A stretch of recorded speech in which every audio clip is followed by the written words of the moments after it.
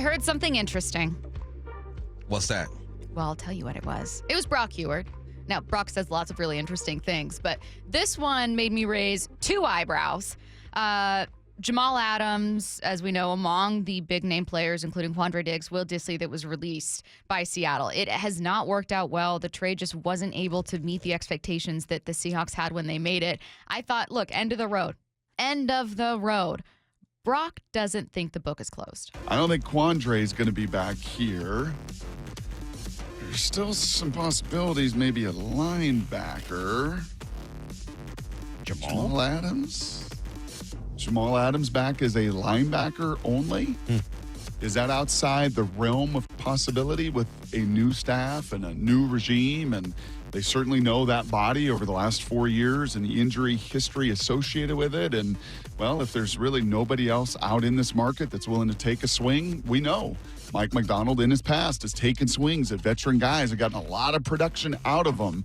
And by the way, a couple of those veteran guys, I believe, are also still out on that market, and Clowney and Van Noy. And, you know, as you get closer to and through OTAs and everything else, not as a safety. Safety's accounted for.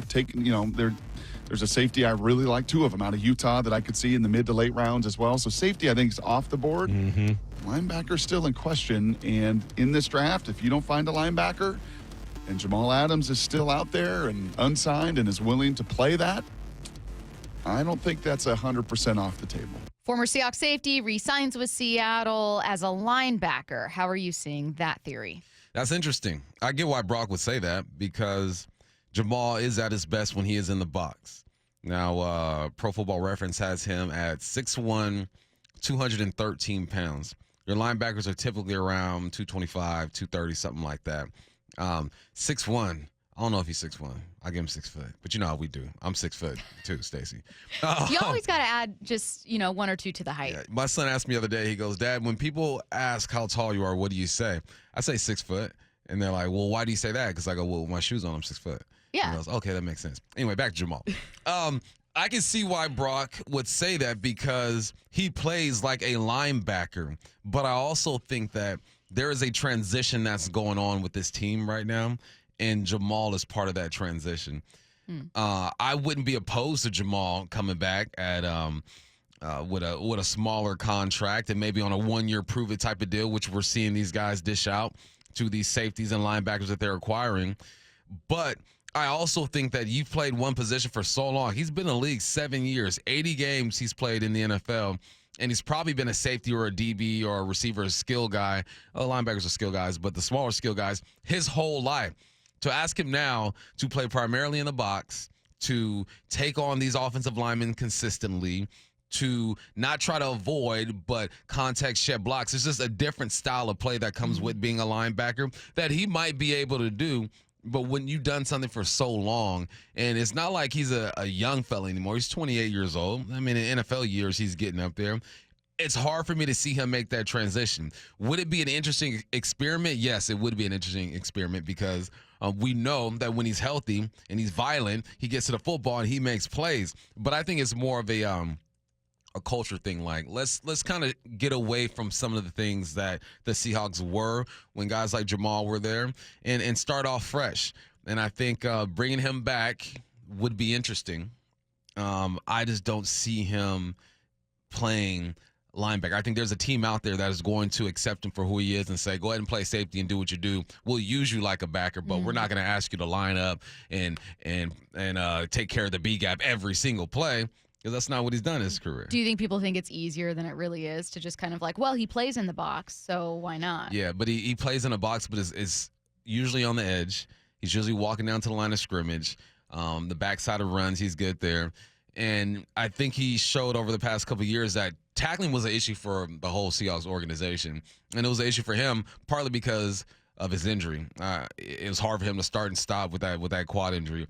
It's not that easy. It's like when Lamar was entering the league and they're like, oh, we're going to move him to receiver if it doesn't work out. He probably could do it, but if your mind, body, and soul ain't there, your performance ain't going to be there either. So I'm not mad at the idea.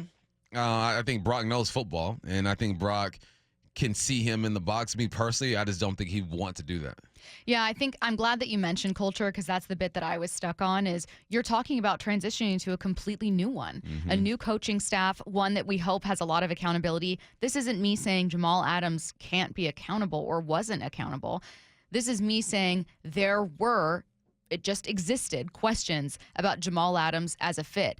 Hey, we know that he can be super fired up, but like I remember covering like a million things during the season about like why didn't Jamal show up at this game, and could Jamal push himself, and what's going on with him tweeting this stuff. Like these were all stories I remember covering, and at the time I could find 1,000,005 excuses. Like, well, I wouldn't be there if I was doing rehab, or like whatever other excuses you're making. I don't know that the team was doing the same, though. Like, when they moved on from Jamal, to me, it was in part a culture decision. You're right. Yeah, it's same reason why I think they moved along from Bobby. It wasn't that Bobby wasn't a great player. I mean, he had a Pro Bowl season. Say what you want about his tackles. Here they come. I know the texts are coming. But it was more of, let's make sure that Mike McDonald and the rest of the staff has every opportunity to make this team theirs. And some of these older guys on these bigger contracts would have more of an influence in the locker room than I think that they would like.